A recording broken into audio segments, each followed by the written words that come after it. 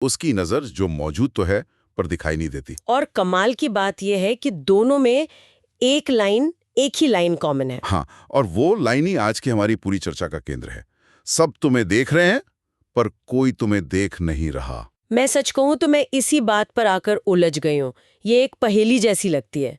एक तरफ तो ये एहसास कि आपको हर वक्त देखा जा रहा है, जैसे जैसे आप किसी बहुत बड़े मंच पर हैं। और स्पॉटलाइट हमेशा आप पर ही है। हाँ, और दूसरी तरफ उसी मंच पर खड़े होके वो गहरा वाला अकेलापन कि इतनी सारी आंखें देख तो रही हैं पर कोई आपको सच में समझ नहीं रहा, देख नहीं रहा। बिल्कुल। तो चलिए आज इसी पहेली की परतें खोलते हैं। जरूर। तो कहाँ से शुरू करें? शुरुआत करते हैं पंक्ति के पहले हिस्से से। सब तुम्हें देख रहे हैं। ये सुनकर ही एक दबाव सा महसूस होता है ना। हाँ, बिल्कुल होता है। मुझे वो छोटा सा डर याद आता है जब आप किसी रेस्टोरेंट में मेन्यू देख रहे होते हैं और लगता है कि वेटर जज कर रहा है कि कितनी देर लगा दी। हाँ हाँ, सही बात है। अब बस उसी डर को आप 1000 गुना बड़ा कर दीजिए और अपनी पूरी ऑनलाइन जिंदगी पर लागू कर दीजिए। आपने बहुत सही नस पकड़ी है। ये एहसास अब सिर्फ कुछ मशहूर लोगों तक नहीं रहा। सोशल मीडिया की वजह से ये हम सबका एक तरह से सामूहिक अनुभव बन गया है। हर कोई अपनी जिंदगी का प्रदर्शन कर रहा है, अपनी छुट्टियों का, अपनी सफलताओं का, यहाँ तक कि अपने दुखों का भी। हम सब अपनी अपनी कहानी के हीरो भी हैं और डायरेक्टर भी। मुझे याद है मैंने एक बार अपनी छुट्टी की एक परफेक्ट फोटो डालने के लिए शायद आधा घंटा लगाया था।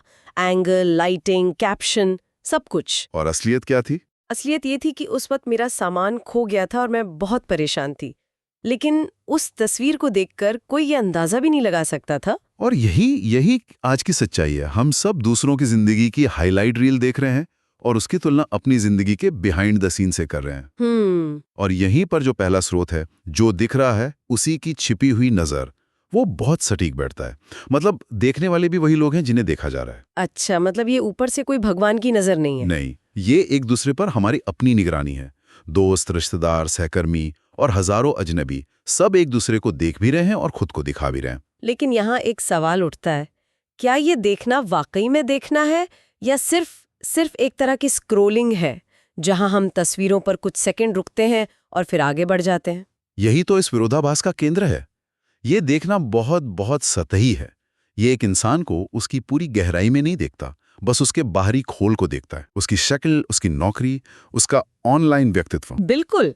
लोग आपकी प्रोफाइल देखते हैं, आपकी तस्वीरों पर दिल बनाते हैं, लेकिन वो उस तस्वीर के पीछे जो इंसान है उससे नहीं जुड़ते। एक मिनट, तो क्या इसका मतलब ये भी है कि हम खुद को भी एक डेटा की तरह देखने लगते हैं? अपनी कीमत को लाइक्स और फॉलोअर्स में मापने लगते हैं? आपने इस चर्चा को एक और गहरी परत दे दी है। बिल्कुल। जब हम लगातार बाहरी वैलिडेशन या मंजूरी खोजते हैं तो हम अपनी पहचान दूसरों की नजरों से बनाने लगते हैं। हमारी खुशी इस बात पर निर्भर करने लगती है कि कितने लोगों ने हमारी तस्वीर को लाइक किया। सही कहा। हम अपने अंदर की आवाज सुनने के बजाय बाहर का शोर सुनने लगते हैं। तो ये देखना असल में एक तरह का मापना है, समझना नहीं। और यही बात हमें पंक्ति के दूसरे और शायद ज्यादा दर्द भरे हिस्से पर ले आती है। पर कोई तुम्हें देख नहीं रहा। इतनी सारी आंखों के होने के बाद भी ये अनदेखा महसूस करने का भाव कहाँ से आता है? ये इसलिए आता है क्योंकि विजिबिलिटी यानी दिखना और कनेक्शन यानी जुड़ाव दो बिल्कुल अलग अलग चीजें हैं। यहां देखने का मतलब आंखों से देखना नहीं है। यहां मतलब है दिल से समझना, सहानुभूति रखना, किसी के अनकहे दर्द को महसूस करना। ये वो एहसास है कि कोई है जो आपके मुखौटे के पार देख सकता है। ये तो वही बात हो गई भीड़ में अकेलेपन वाली। आपके सोशल मीडिया पर हजारों दोस्त हो सकते हैं, लेकिन जब आप रात को अकेले होते हैं तो लगता है कि कोई भी सच में देख या समझ नहीं रहा। और ये एक बहुत ही, कह सकते हैं, आधुनिक अकेलापन है। आपको एक छवि, एक ब्रांड या कंटेंट के तौर पे तो देखा जा रहा है, पर एक जीते जागते उलझे हुए इंसान के तौर पर नहीं। बिल्कुल। आपकी असल पहचान, आपकी भावनाएं, आपके डर, सब उस बाहरी चमक दमक के पीछे छिप जाते हैं। लोग उस मुखौटे को देखते हैं जिसे आपने दुनिया को दिखाने के लिए बनाया है, और उस मुखौटे के पीछे के चेहरे को कोई नहीं देखता। और धीरे धीरे सबसे खतरनाक बात यह होती है कि शायद हम खुद भी भूलने लगते हैं कि उस मुखौटे के पीछे कौन है।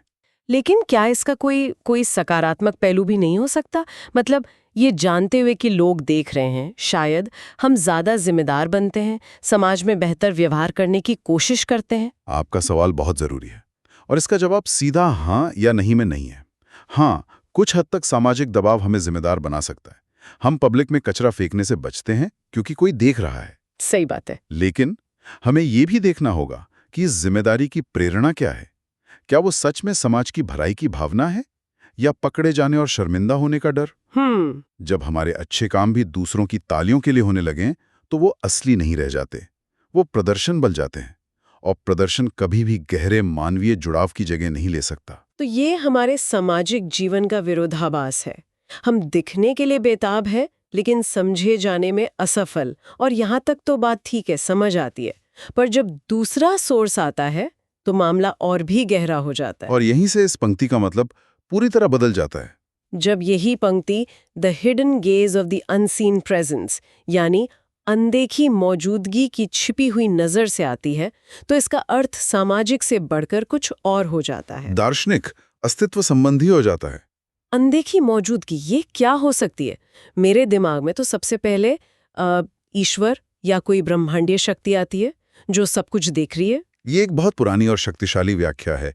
इस संदर्भ में पंक्ति का अर्थ ये हुआ कि वो सर्वव्यापी शक्ति आपकी हर हरकत को देख तो रही है, आपके हर विचार को जानती है। हाँ, लेकिन फिर भी एक गहरा अकेलापन है। शायद वो शक्ति आपको समझती नहीं या उसका समझना हमारी इंसानी समझ जैसा नहीं है। ये एक गहरा अस्तित्व संबंधी अकेलापन है कि एक दर्शक तो है पर कोई साथी नहीं। बिल्कुल। पर अनदेखी मौजूदगी सिर्फ ईश्वर तक तो सीमित नहीं हो सकती।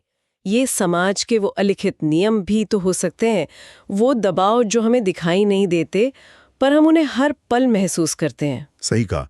ये अनदेखी मौजूदगी समाज की सामूहिक चेतना हो सकती है। वो अदृश्य नियम जो तय करते हैं कि एक अच्छा बेटा या बेटी कैसा होता है, एक सफल इंसान क्या करता है। ये सिस्टम हमें लगातार देख रहा है, जज कर रहा है और हमें एक ढर्रे पर लाने की कोशिश कर रहा है। लेकिन ये सिस्टम भी हमारी व्यक्तिगत भावनाओं को, हमारे संघर्षों को समझने में पूरी तरह से असमर्थ है।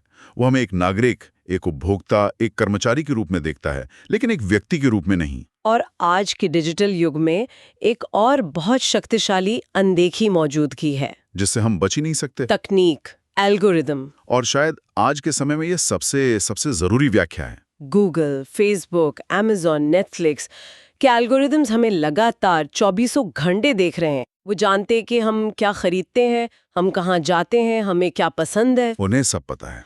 पंक्ति का पहला हिस्सा, सब तुम्हें देख रहे हैं, यहाँ अक्षरशः सच है।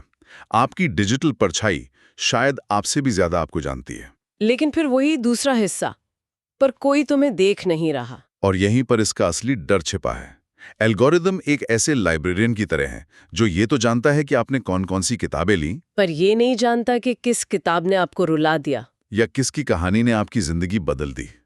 वो आपके व्यवहार की सूची बनाता है, आपके अस्तित्व को नहीं समझता। मतलब नेटफ्लिक्स को ये तो पता है कि मैंने कल रात 3 उदास फिल्में देखी, लेकिन उसे ये नहीं पता कि मैं उदास क्यों थी। सटीक। वो मेरे डेटा को देखता है, मेरे दुख को नहीं समझता। बिल्कुल। उसके लिए ये सिर्फ एक डेटा पॉइंट है जिससे वो आपको अगली उदास फिल्म सुझाएगा। ये नज़र एक ही समय पर सब कुछ देखने वाली और पूरी तरह से अंधी है। ये हमारी आदतों को देखती है, हमारी आत्मा को नहीं। तो अगर हम इन सारी परतों को एक साथ रखकर देखें तो ये एक दोहरी मार जैसा लगता है। एक तरफ हमारे सामाजिक जीवन का अकेलापन, जहां लोग हमें देखते तो हैं पर समझते नहीं, और दूसरी तरफ एक ज्यादा गहरा अस्तित्व संबंधी अकेलापन, जहां कोई बड़ी शक्ति, कोई सिस्टम या कोई एल्गोरिदम हमें देखता है पर वो भी हमें हमारी पूरी इंसानियत में समझने में नाकाम है। पहले स्रोत में कम से कम एक उम्मीद तो है कि शायद कोई इंसान हमें समझ लेगा। हाँ, कि कोई दोस्त, कोई साथी मिल जाएगा जो मुखौटे के पार देख पाएगा। लेकिन दूसरे स्रोत में यह एहसास और भी गहरा हो जाता है कि शायद समझने वाला कोई है ही नहीं, चाहे वो इंसान हो या कोई अदृश्य शक्ति। तो इन सारी बातों का मतलब क्या निकलता है? अगर हम आज की चर्चा को समेटें तो सबसे बड़ी बात क्या है? मुझे लगता है कि ये विरोधाभास कि सब देख रहे हैं पर कोई नहीं देख रहा, ये आज के जीवन की एक केंद्रीय सच्चाई बन गया है। और ये सिर्फ सोशल मीडिया तक सीमित नहीं है। यह एक गहरी आंतरिक भावना है जो हमारे रिश्तों से लेकर हमारे होने के एहसास तक को प्रभावित कर रही है। आपने सही सारांश दिया। हम एक ऐसे युग में जी रहे हैं जहां दिखने को ही सफलता का पैमाना मान लिया गया है। ज्यादा फॉलोअर्स, ज्यादा लाइक्स, ज्यादा पहचान। हम सब दिखने की इस दौड़ में शामिल हैं। लेकिन इस दौड़ में हम समझे जाने की जरूरत को कहीं पीछे छोड़ते जा रहे हैं। हमने देखे जाने को जुड़े होने का एक सस्ता विकल्प मान लिया है, जबकि ये दोनों बहुत अलग हैं। और शायद यही वजह है कि इतिहास में सबसे ज्यादा कनेक्टेड होने के बावजूद आज अकेलापन एक महामारी की तरह फैल रहा है। बिल्कुल। तो मैं सुनने वालों के लिए एक विचार छोड़ना चाहूंगा। अगर ये सच है कि सब देख रहे हैं पर कोई समझ नहीं रहा, तो क्या आज देखे जाने का असल मतलब ही बदल गया है? क्या हमने असलियत की कीमत पर दिखावे को चुन लिया है? और इस बाहरी शोर और दिखावे के बीच क्या हम खुद को सच में देखना और समझना भूलते जा रहे हैं? हाँ। क्योंकि जब तक हम खुद के मुखौटे के पीछे झांकने की हिम्मत नहीं करेंगे, जब तक हम अपनी उलझनों और कमियों को स्वीकार नहीं करेंगे, तब तक किसी और से यह उम्मीद करना कि वो हमें सच में देखेगा, शायद बेमानी है। हाँ, शायद असली जुड़ाव की शुरुआत खुद को देखने से होती है।